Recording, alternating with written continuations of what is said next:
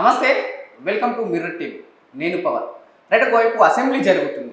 అయితే నిన్న మొన్న అసెంబ్లీలో బడ్జెట్ ప్రవేశపెట్టిల్లు.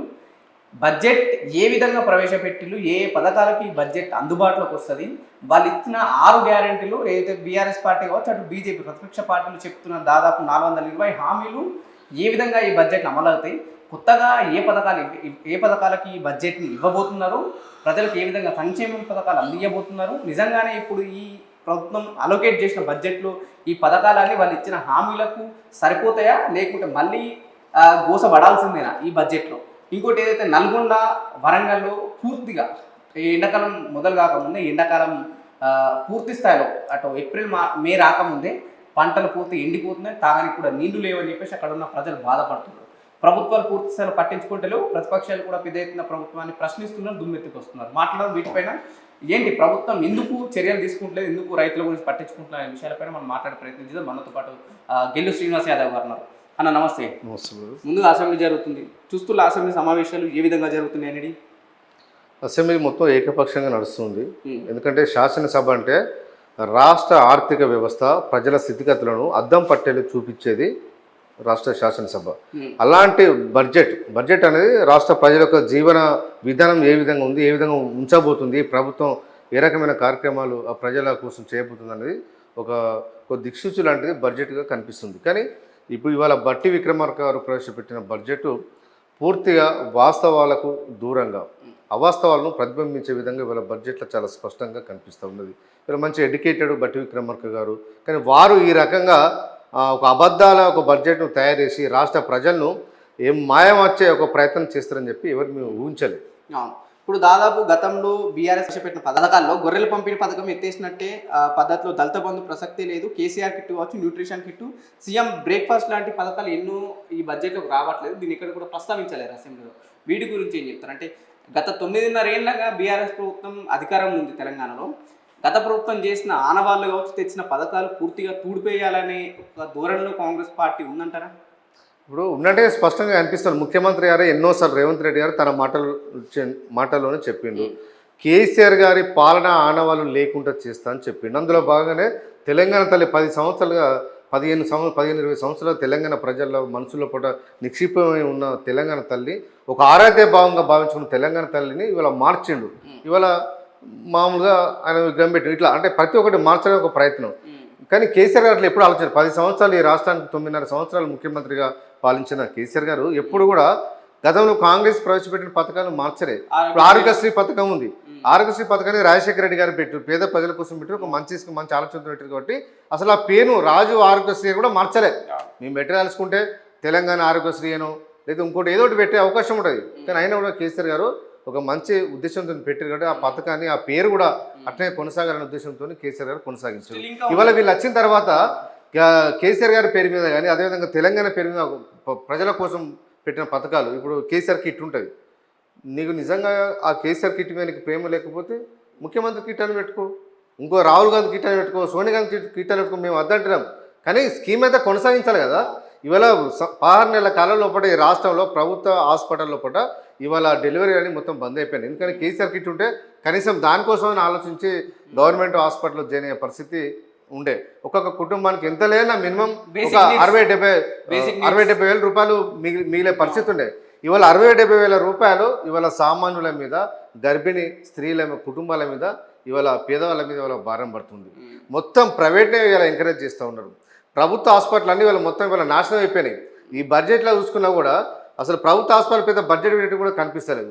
కేసీఆర్ గారు హైదరాబాద్లో ఉస్మానియా హాస్పిటల్, గాంధీ హాస్పిటల్, అదేవిధంగా వరంగల్లో ఎంజిఎం హాస్పిటల్ ఇవి మాత్రమే ఉన్నాయనే ఉద్దేశంతో పెద్ద multi level hospital, multi speciality hospital నిర్మించి హైదరాబాద్లో చుట్టుపక్కల 4, అక్కడ ఎయిమ్స్ ఉన్నప్పుడు కూడా సరిపోతుంది, ఇక్కడ 4, అదేవిధంగా వరంగల్ ఒక చాలా పెద్దది ఒక జైలు ప్లేస్లా దాని ఒక హాస్పిటల్ నిర్మాణం చేసారు. దానికి కొంత డబ్బు అవసరం ఉంటుంది, అది ఇస్తే పూర్తి కంప్లీట్ అయిపోతే ప్రజలకు అందుబాటులోకి వస్తాయి.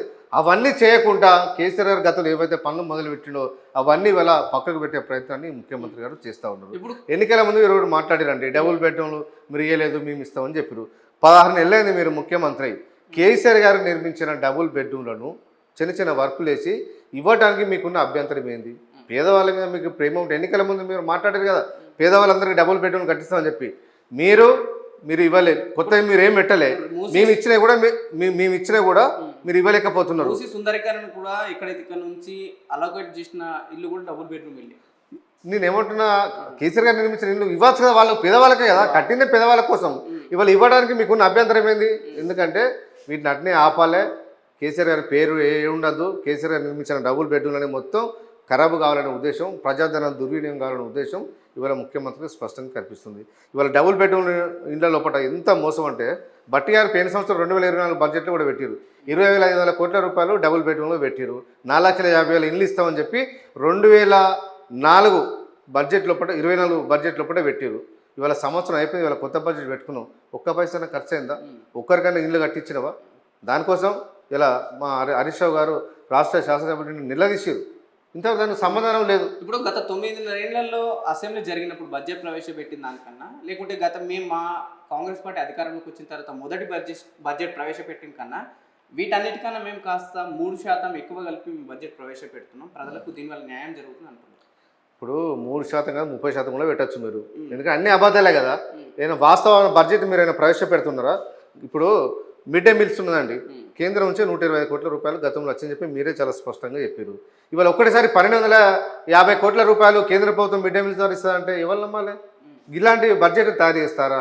చదువుకున్న వాళ్ళు తయారు చేసిన బడ్జెట్ అనేది, మేధావులు ఇంటెలెక్చువల్స్ తయారు చేసిన బడ్జెట్ అయినా, పరిపాలన అనుభవం ఉన్న వాళ్ళు తయారు చేసిన బడ్జెట్ అనేది అడ్మినిస్ట్రేషన్ బాగాలేదు, వాళ్ళకి అవగాహన లేదు. ప్రజల మీద ప్రేమ ఉంటే అవగాహన పెంచుకుంటారు, సంపద పెంచుతారు, పేదవాళ్ళకు పంచుతారు. అవన్నీ ఆ కార్యక్రమాలు ఈ ప్రభుత్వంలో లోపించింది. ఇప్పుడు అధికారంలోకి వచ్చిన వెంటనే ఏదైతే దాదాపు 15 ఏళ్ళు అవుతుంది, వచ్చిన వెంటనే ఖాళీ కుండలే కనిపించినాయి. మేము తెలంగాణను అభివృద్ధి చేద్దాం అనుకున్న మాకు ఖాళీ కుండలలో ఎటువంటి ధనం కనిపించలేదు, లేకపోతే ఇన్కమ్ ఎటువంటిది లేదు. ఈ అప్పులు కట్టుకుంటేనే మరోవైపు మేము ఇచ్చిన హామీలు నెరవేర్చుకోవాలా అని రేవంత్ రెడ్డి గారు వ్యాఖ్యలు చేశారు అసెంబ్లీ సాక్షిగా. దీన్ని ఎట్లా చూస్తారు? ఇప్పుడు బట్టి విక్రమార్క గారు గతంలో శాసనసభలో పనిచేశారు. కేసీఆర్ గారు రెండోసారి ముఖ్యమంత్రి ఉన్నప్పుడు బట్టి విక్రమార్క గారు కాంగ్రెస్ పార్టీ శాసనసభ పక్ష నాయకులు ఉన్నారు. వారు ప్రతి బడ్జెట్ కాపీలు వారికి అందినాయి, ప్రతి బడ్జెట్ సెషన్లో వారు ఉన్నారు, వారు కొన్ని సలహాలు ఇచ్చారు, విమర్శించారు, అన్ని చేశారు. ఆయనకు అన్ని అవగాహన ఉన్నది. రాష్ట్ర ఆర్థిక పరిస్థితి గురించి మీకు తెలుసు కదా, తెలిసిన తర్వాత ఎందుకు మీరు హామీలు ఇవ్వగలిగారు? మీరు ఎక్కువ తక్కువ ఎందుకు హామీలు ఇచ్చారు? ఇన్ని ఇస్తాం అన్ని ఇస్తామని చెప్పి ఉదరగొట్టారు. ఇవాళ వచ్చిన తర్వాత అప్పులైనా అంటున్నారు. కేసీఆర్ గారు అప్పుడు దేనికోసం చేశారు? ఉత్పత్తి పెంచడానికి, ప్రజల జీవన ప్రమాణాలు పెంచడానికి కేసీఆర్ గారు అప్పులు తీసుకొచ్చాను కూడా ఇవాళ ప్రాజెక్టులు నిర్మాణం చేసిండు. కేసీఆర్ గారు ఏది కాళేశ్వరం ప్రాజెక్టు కట్టింది, దాని ద్వారా సూర్యాపేట వరకు గోదావరి నది జలాలను తీసుకొచ్చి సూర్యాపేట జిల్లా వరకు కూడా నీళ్ళు అందించిన చరిత్ర కేసీఆర్ గారిది. ప్రతి చెరువు నింపిన చరిత్ర కేసీఆర్ గారిది. మీరు కాంగ్రెస్ హయాంలో గతంలో ఉమ్మడి రాష్ట్రంలో కనీసం ఒక చెరువుల్లో కూడా తట్టడం మట్టి తీయాలి. మీరు నిజాం నవాబు కాకతీయుల కాలం నుంచి కట్టిన చెరువుల్లో కూడా తట్టడం మట్టి తీయని ప్రభుత్వాలు కాంగ్రెస్ ప్రభుత్వాలు. కేసీఆర్ గారు ముఖ్యమంత్రి అయిన తర్వాత ఇవాళ మిషన్ కాకతీయ పథకం ద్వారా ప్రతి గ్రామంలో కూడా చెరువులను పూర్తిగా తీయడం వల్ల ఇవాళ కాళేశ్వరం నీళ్లతోని ప్రతి చెరువులన్నీ మత్తరవడ తట్టు చేసి గ్రామాల లెవెల్ భూగర్భ జలాలు గ్రౌండ్ వాటర్ లెవెల్ పెంచే విధంగా చేసిన నాయకుడు కేసీఆర్ గారు. ఇవాళ మీరు వచ్చిన తర్వాత కాళేశ్వరాన్ని పక్కకు పెట్టరు, ఇవాళ గ్రౌండ్ వాటర్ వేసి ప్రతి చెరువు ఎండిపోయిందండి. ఇవాళ గ్రామాలలో ఉదంప ఏ గ్రామంలో చెరువులైన నీళ్లు ఉంటే మేము దేని కడదానికి ఛాలెంజ్.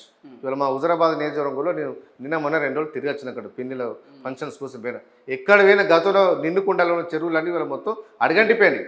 అంటే వాటర్ ఎందుకు స్టోరేజ్ చేస్తలేదు సార్? వర్షాల ద్వారా చిత్తర ద్వారా వచ్చిన వాటర్ వాళ్ళకి ఏంటంటే కేసీఆర్ గారు నిర్మించిన కాళేశ్వరం ప్రాజెక్టు వాడొద్దని, కేసీఆర్ గారు నిర్మించిన ప్రజాధనంతో నిర్మించిన ప్రాజెక్టు దాన్ని మొత్తం నాశనం కావాలి, ప్రజలకు అందుబాటులో రావద్దు, కరువు సృష్టించాలి, ఇక్కడ ఉన్న పెట్టుబడిదారులు అందరూ ఆంధ్రప్రదేశ్కు వలస పోవాలి, అక్కడే డెవలప్ అవ్వాలి. ఇక్కడ అంతా ఎందుకంటే వాళ్ళ ఇయ్యకుంది ఆంధ్ర కదా, అట్లా ఆడ డెవలప్ కాని ఉద్దేశం ఇవాళ రేవంత్ రెడ్డి గారికి ఉన్నట్టు కనిపిస్తుంది. అసెంబ్లీ సాక్షిగా జగదీష్ రెడ్డి గారిని సస్పెండ్ చేయడం జరిగింది. స్పీకర్ గారిని అనుచిత వ్యాఖ్యలు చేసిండు, అందుకు మేము సస్పెన్షన్ చేస్తున్నాం జగదీష్ రెడ్డి గారిని అన్నారు. ఇదే అసెంబ్లీ సాక్షిగా ముఖ్యమంత్రి గారు హౌస్ ఆఫ్ ది లీడర్ బట్టలు కూడా తీసి కొడతామన్న వాళ్ళ గురించి ఈ మాటల్ని అటు స్పీకర్ గారు ఖండించలేరు, ఇటు కాంగ్రెస్ పార్టీ నాయకులు ఖండించలేరు. ప్రతిపక్షాలుగా మీరు ఏం చెప్తారు? ఇప్పుడు స్పీకర్ గారు మేము ఏమంటున్నామంటే, స్పీకర్ గారు అంటే అందరికీ గౌరవం ఉండదు. జగదీశ్వర్ రెడ్డి గారు స్పీకర్ గారిని మంచి గౌరవిస్తారు, అభిమానిస్తారు, వ్యక్తిగతంగా కూడా అభిమానిస్తారు. ఎప్పుడు కూడా ప్రసాద్ గారిని స్పీకర్ గారిని ఎప్పుడు కూడా వ్యక్తిగతమైన దూషణలతో హౌజాలు కానీ బయట కూడా ఎక్కడ మాట్లాడిన సందర్భం లేదు. రిక్వెస్ట్గా మాట్లాడిన తప్ప ఎక్కడ అజ్జాయలేదు. కానీ ఇవాళ జగదీశ్వర్ రెడ్డి గారు ఒక ప్రజా గొంతుగా ప్రజా ఉద్యమాలకు వచ్చిన ఒక నాయకుడు జగదీశ్వర్ రెడ్డి గారు ఎలక్ట్రిసిటీకి సంబంధించి పూర్తి అవగాహన ఉంది, ఇరిగేషన్ సంబంధించి అవగాహన ఉంది. నల్లగొండ జిల్లా కరువు జిల్లాను మంచి కేసీఆర్ గారి నాయకత్వంలో కేసీఆర్ గారి సహకారంతో నల్లగొండ జిల్లాను సస్యశ్యామలం చేసిండు. ఎక్కడి గోదావరి నీళ్ళు ఎక్కడి సూర్యాపేట జిల్లాను చెప్పండి, అక్కడ తీసుకెళ్ళండి ఇవాళ జగదీశ్వర్ రెడ్డి గారు. ఇవాళ సూర్యాపేట నియోజకవర్గం నీళ్లు రాకుండా ఇవాళ హుజూర్నగర్ తీసుకుపోతారు ఇవాళ కాంగ్రెస్ పార్టీ ఎస్ఆర్ఎస్పి కాలువలు సూర్యాపేట దాటిపోవాలి, కానీ వీటిని డైవర్ట్ చేసి డైరెక్ట్ వాళ్ళ పొలాలకు తీసుకెళ్తున్నారు. ఇట్లా ఒక పాఠశాల ఉంచే విధంగా ఇవాళ వాళ్ళ పాలన కొనసాగుతున్నది. ఇలాంటి నాయకుడు నల్లగొండ జిల్లాలో కరువు ఏ విధంగా కరువు వస్తుంది, ప్రజా సమస్యలను అసెంబ్లీ వేదిక ఈ ప్రభుత్వాన్ని ఇరుకునబెట్టే విధంగా లెక్కలతో సహా జగదీశ్వర్ రెడ్డి గారు గతంలో మాట్లాడారు, మళ్ళా మాట్లాడతారు. ఈ సభలో ఉంటే ఇబ్బంది అవుతాయనే ఉద్దేశంతో జగదీశ్వర్ రెడ్డి గారి గొంతు నొక్కాలని చెప్పి ఈ సభ మొత్తానికి శాశ్వతంగా సస్పెండ్ చేస్తుంది. ఏం తప్పు చేశారని సస్పెండ్ చేశారు చెప్పండి, ఏం ఎవిడెన్స్ ఉంటే పబ్లిక్లో పెట్టండి, బయట పెట్టండి. మీరు అన్ని లీకులు ఇస్తారు కదా, మీరు లీకులు వీరు కదా. జగదీశ్వర్ రెడ్డి గారు ఏం తప్పు మాట్లాడారో బయట పెట్టండి, పెట్టే దమ్ము ఈ ప్రభుత్వానికి లేదు. అయితే ఇప్పుడు ఏదైతే సూర్యాపేట వైపు ఎండిపోతుంది, తాగునీరు సాగునీరు మొత్తానికి లేదు. ఇదంతా ఎండాకాలం మొదటి నెలని, దాదాపు ఇంకా ఏప్రిల్ ఉంది, మే ఉంది. సాగునీరు తాగునీరుకు పూర్తి అక్కడ ఉన్న ప్రజలు వెలువెల్లాడిపోతుంది కదా, వాళ్ళ గురించి ఏం చెప్తారు? ఎందుకంటే పక్కన కోదాడ హుజూర్నగర్కి నీళ్ళు వెళ్ళిపోతున్నాయి. నల్గొండల మంత్రులు లేరా, మంచి లీడర్లు లేరంటే కాంగ్రెస్ సంబంధించి అందరు పెద్ద పెద్ద లీడర్లే. ఏం చెప్పదలుచుకున్నారు? ఇప్పుడు జగదీశ్వర్ రెడ్డి గారికి నల్లగొండ జిల్లా పైన పూర్తి అవగాహన ఉంది. నల్లగొండ జిల్లాలో ఈ మధ్య కాలంలో ప్రతి నియోజకవర్గాన్ని స్థానిక మా మాజీ శాసనసభ్యుల వాళ్ళందరినీ తీసుకెళ్ళి కార్యకర్తలతో మమేకమై ప్రతి నియోజకవర్గంలో అన్ని సమస్యలు అసెంబ్లీ బడ్జెట్ సమస్యలు వస్తున్నాయి కాబట్టి స్టడీ చేసి ప్రభుత్వం దృష్టికి తీసుకెళ్లి సమస్యల పరిష్కారం కోసం పనిచేయాలని చెప్పి జగదీశ్వర్ రెడ్డి గారు విస్తృతంగా జిల్లాలో కూడా పర్యటించారు. జగదీశ్వర్ రెడ్డి గారు తిరుగుతున్న అన్ని విషయాలు తీసుకున్నారు. రేపు సభకు వస్తే మాట్లాడితే ప్రభుత్వానికి ఇబ్బంది అవుతుందని చెప్పి నల్లగొండ జిల్లాకు సంబంధించిన మంత్రులు ఉత్తమ్ కుమార్ రెడ్డి గారు, అదేవిధంగా కోమటిరెడ్డి వెంకయ్యరెడ్డి గారు కావాలని చెప్పి ఇవాళ వారిని హౌస్కి వెళ్ళి సస్పెండ్ చేసి నల్లగొండ జిల్లా సమస్యలను కరువు సమస్యలని మన సభ ముందు మాట్లాడుతున్న ఉద్దేశంతో వారి గొంతు నొక్కితే సభలోనే నొక్కచ్చు, ప్రజాక్షేత్రంలో నొక్కలేరనే విషయాన్ని వాళ్ళు ఇవాళ మర్చిపోయారు. కేవలం ప్రతిపక్షాలే అక్కడికి వచ్చిన రైతులతోనే డ్రామాలు ఆడుతుందని రేవంత్ రెడ్డి గారు సభా సాక్షిగా చెప్తున్నారు. నేనేమంటున్నా, డ్రామాలు అయితే రా మాతోని, మా ఎమ్మెల్యేలు, మా శాసనసభ్యులు, మా పార్టీ నాయకులు అందరూ మిమ్మల్ని తీసుకుపోతారు, మేము స్వాగతిస్తాం, మీరు రండి గ్రామాల్లో పోదాం పండి.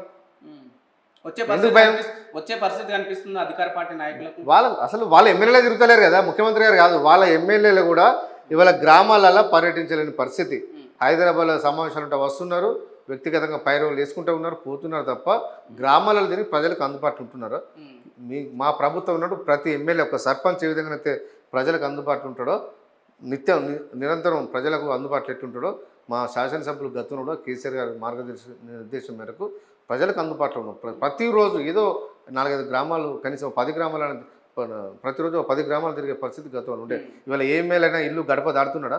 ఈ గడప దాటిన ఎమ్మెల్యేలు మనకు అవసరం అని చెప్పి వాళ్ళు ప్రజలు భావిస్తూ ఉన్నారు. ఇప్పుడు ఇటు బీఆర్ఎస్ పార్టీ కాంగ్రెస్ వచ్చింది, కరువు వచ్చింది అనే ఒక నినాదాన్ని బలంగా తీసుకెళ్తుంది ప్రజల్లోకి. దీన్ని ఎట్లా బీఆర్ఎస్ పార్టీ తీసుకుపోడు కాదండి, ప్రజలే అంటున్నారు. కాంగ్రెస్ వచ్చినాకనే కరువు స్టార్ట్ అయింది, అంతకుముందు కరువు ఎక్కడిది? నెల రోజుల్లో కూడా అటు ఇటు అయిపోతుందా? ఫలితాలన్నీ కాలం మొత్తం మారిపోతుందా? కేసీఆర్ గారు ఉన్నప్పుడు మొత్తం మంచి సస్యశ్యామలంగా ఉండే, ఎండాకాలంలో కూడా చెరువులు మత్తలు పడే పరిస్థితి ఉండే. ముదిరాజులు వాళ్ళు చేపల వృత్తి మీద డిపెండ్ అయ్యి పెద్ద సామాజిక వర్గం అండి ముదిరాజులు. ఈ రాష్ట్రంలో కూడా బీసీలో కూడా పెద్ద సామాజిక వర్గం. ఆ వృత్తి మీద డిపెండ్ అయిన వాళ్ళది వాళ్ళ రోడ్డు మీద పడ్డారు. చెరువులు అంటే ఒక రైతుల కోసమే కాదు కదా, వృత్తి కులాలకు ఒక ఆసరా నిలబడే అది. ఇవాళ గొర్రె పెంపకదారులు ఉంటారు, గొర్రెలు కొట్టుకొని పోతారు, నీళ్ళు ఏడ తాగుతాయండి? జీవాలు చెరువులలో తాగుతాయి. ఇవాళ జీవాలు కూడా ఇవాళ నీళ్ళు లేని పరిస్థితి రాష్ట్రంలో కొనసాగుతూ ఉంది. అందుకే కదా కేసీఆర్ గారు నాయకత్వంలో మా శాసనసభ్యులు ఇవాళ రాష్ట్ర శాసనసభలో ఇవాళ ప్రభుత్వాన్ని నిలదీస్తున్నారు. ఇప్పుడు ఏదైతే తెలంగాణ రాష్ట్ర రాజధానిలో కూడా నీళ్ళ ఎద్దడి ఎక్కువనైపోయింది. ఎండాకాలం రాకముందే అక్కడ ఉన్న బస్తీవాసులు చాలా అల్లాడిపోతులు, ట్యాంకర్లు కుంకులేని పరిస్థితికి ఆ రేట్లు అమాంతం ఆకాశాన్ని దాక్కుతున్నాయి. దీన్ని ఎట్లా చూడొచ్చు? ఇప్పుడు ట్రాక్టర్లు ఇవన్నీ ఇవ్వలేండి. కాంగ్రెస్ నాయకుల కార్యకర్తల కోసం ఒక వృత్తి కోసం ఇవాళ ఒక కరువు తీసుకొచ్చారు. హైదరాబాద్ నగరంలో నీటి ఎద్దడి ఉంటే ట్రాక్టర్లు అనుకుంటారు వీళ్ళు, కాంగ్రెస్ పార్టీ లీడర్లు ట్రాక్టర్లు లీజు తెచ్చుకొని నీళ్ళు అమ్ముకొని కార్యకర్తలు బతకడానికి ఇవాళ ప్రజలు నిండా పెడతా ఉన్నారు. కేసీఆర్ గారు ఉన్నప్పుడు మిషన్ భగీరథ నీళ్ళు ఇచ్చామండి. హైదరాబాద్లో తాగునీటికి ఎలాంటి ఇబ్బంది లేకుండా ఫ్రీగా నీళ్ళు ఇచ్చిన పరిస్థితి ఈ 9 కాలంలో కూడా ప్రజలు ఎక్కడైనా మీరు మీడియా వాళ్ళ మీద చూసారండి. 10 ఏళ్ల కాలంలో కూడా బిందెలు పట్టుకుని ఆడబిడ్డలు రోడ్డు మీద నిలబడే సందర్భం చూసారా? ఇవాళ ఏ గల్లికైనా వెళ్ళండి, బిందెలు పెట్టుకుని వాళ్ళు ఉంటారు. వాళ్ళు పనికి పోవన్నా నీళ్ళ కోసం ఇంటికాడ ఉండాలా? నేను ఏమంటున్నాండి, ఇప్పుడు కేసీఆర్ గారు ఉన్నప్పుడు పొద్దున్న దాకా వాళ్ళు పనికి పోయి సాయంత్రం వచ్చి ఉన్న రెగ్యులర్ 24 గంటల నీళ్ళు వస్తే ఆ నీళ్ళతో ఇంట్లో వాళ్ళు పనులు చేసుకునే పరిస్థితి ఉండేది. ఇవాళ ఈ నీళ్ళ కోసం పనులు బంద్ చేసి కూలికి పోకుండా ఇవాళ ఇంటికనే ఉండాల్సిన పరిస్థితి ఉన్నది. పట్టణాల్లో అదే పరిస్థితి ఉంది, గ్రామాల్లో కూడా ఇవాళ అదే పరిస్థితి దాపురిస్తూ ఉంది. మెయింటెనెన్స్ లేదు. ఎందుకు మరి ముఖ్యంగా రాష్ట్ర రాజధానిలో ఇప్పుడు కూడా ఇట్లాంటి పరిస్థితి రాలేదు. ట్యాంకర్ రమాంతం వెళ్ళిపోతున్నాయి, బస్తీ వాసులు బాధపడుతుంది. ప్రభుత్వం ఎందుకు సీరియస్గా పట్టించుకోవట్లేదు? మరి నేను ఏమంటానండి, కరువు వస్తే కాంగ్రెస్ పార్టీ నాయకులు ఒక లాభం కదా, వాళ్ళ కోసమని ఇదంతా వాళ్ళ కోసమనే ముందస్తుగా హైదరాబాద్ నగరానికి ఎంత సాగునీటి అవసరం అనే విషయం మీద ప్రభుత్వానికి రివ్యూ ఉండాలి, ఒక ఆలోచన ఉండాలి. ఎలాంటి రివ్యూ మీటింగ్ పెట్టట్లేదు ముఖ్యమంత్రి. ఏ సమస్య కూడా ముఖ్యమంత్రి రివ్యూ మీటింగ్ పెట్టట్లేదు. తన దగ్గర ఇవాళ ఎడ్యుకేషన్ తన దగ్గర పెట్టుకున్నాడు, ఎక్కడ రివ్యూ మీటింగ్ పెట్టలేదు. గురుకులాల్లో కూడా మొత్తం విద్యార్థులను ఇప్పటికే 58 మంది విద్యార్థులు చనిపోయారు. 1,000 మంది విద్యార్థులు అస్వస్థకు గురయ్యారు. కలుషితమైన ఆహారం తిని విద్యార్థులు అనారోగ్యానికి గురైపోతారు. వాటి మీద ఒక రివ్యూ లేదు. చనిపోయిన విద్యార్థులకు నష్టపరిహారం లేదు. ఇవాళ గ్రామాల లోపల అన్ని ప్రభుత్వ పాఠశాలలన్నీ మొత్తం ఇవాళ నిర్వీర్యం అయిపోతూ ఉన్నాయి. మొత్తం వాటికి బడ్జెట్లో కేటాయింపులు గతంలో కేటాయించలేదు, ఇవాళ కేటాయించలేదు. కేసీఆర్ గారు చేపట్టిన మనబడి పథకంలో కేసీఆర్ గారు నిధులు కేటాయిస్తే వీళ్ళు ఇవాళ ఖర్చు పెడతలేరు, కనీసం ఖర్చు పెట్టలేని పరిస్థితి ఉన్నది. ఎందుకంటే వీళ్ళు కేసీఆర్ గారు ఆనవాళ్ళు ఉండద్దు, మన ఊరు మనబడి ఉండద్దు అని చెప్పి ఇంటిగ్రేటెడ్ ఇంటర్నేషనల్ స్కూళ్ళ పేరు మీద ఇవాళ మొత్తం గురుకులాలని నాశనం చేసి ఇవాళ కడతామని చెప్పి ఇలా ఊరిస్తున్నారు. ఇవాళ వెనకడ బ్రహ్మానంద సినిమాలో చికెన్ కోడిని పైన పెట్టి ఈ కోడి మీకే అన్నట్టుగా ఇవాళ ప్రభుత్వం కూడా బడ్జెట్ ఇవాళ చూపించుకుంటే ఇవాళ మీకోసం అనుకుంటా చూపిస్తుంది తప్ప ఎక్కడ కూడా ప్రజలు ఖర్చు పెడుతుంది. రైట్. అయితే ఒక బీఆర్ఎస్సీ నాయకుడు, మీరు అది ఎక్కడి నుంచి వచ్చారు కాబట్టి బ్యాక్గ్రౌండ్, ఓయూలో ఎక్కడ కూడా నిరసనలు, ధర్నాలు, తెలంగాణ నినాదాలు వినిపించద్దని ఒక సర్కులర్ జారీ చేసింది వీసీ గారు. దీన్ని ఏం చెప్తారు? ప్రభుత్వానికి ఎటువంటి సంబంధం లేదా, కేవలం వీసీ తీసుకున్న నిర్ణయం అనేది? ఇప్పుడు ఎడ్యుకేషన్ మంత్రి లేడు, ఎవరు ఇవాళ విద్యాశాఖ మంత్రి? ముఖ్యమంత్రి గారు తన దగ్గర పెట్టుకున్నాడు. ఈ రాష్ట్రంలో ఏం జరుగుతుంది, విశ్వవిద్యాలయం ఏం జరుగుతుందని ఆలోచించే సోయి మీకున్నా లేదా? నిజంగా మీ డైరెక్షన్ లేకపోతే మీ డైరెక్షన్ లేకపోతే రద్దు అయ్యి ముఖ్యమంత్రికి వీసీకి ఒక డైరెక్షన్ ఇవ్వండి. ఎందుకు ఇవ్వలేకపోతున్నారు?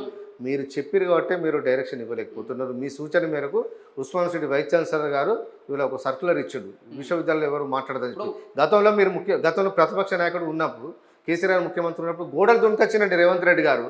ఓయికు గోడలు దునికొచ్చిగా మీకోసం పనిచేస్తా, ఎవరికైనా నిరసన తెలిపి హక్కు ఉంటుంది, మీరు కొట్టాడని మీ తరఫున నేనుంటా, కాంగ్రెస్ పట్టు అని చెప్పి మాట్లాడిన రేవంత్ రెడ్డి గారు ఇవాళ ఎందుకు భయపడుతుండు?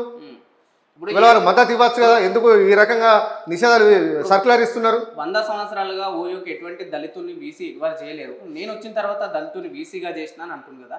ఒకవేళ దళితుని వీసీగా చేసి ధర్నాలు, నిరసన తెలిపద్దని చెప్పేసి ఒక అభాండం వీసీ గారి మీద చేసేసి దళితులకు మీకు అధికారం ఇచ్చిన పాలన చేత కాదని ఒక ముద్ర ఇస్తుందా? ఇప్పుడు వీసీ గారు ఏం తప్పండి, ముఖ్యమంత్రి గారు నిర్ణయం తీసుకున్నారు.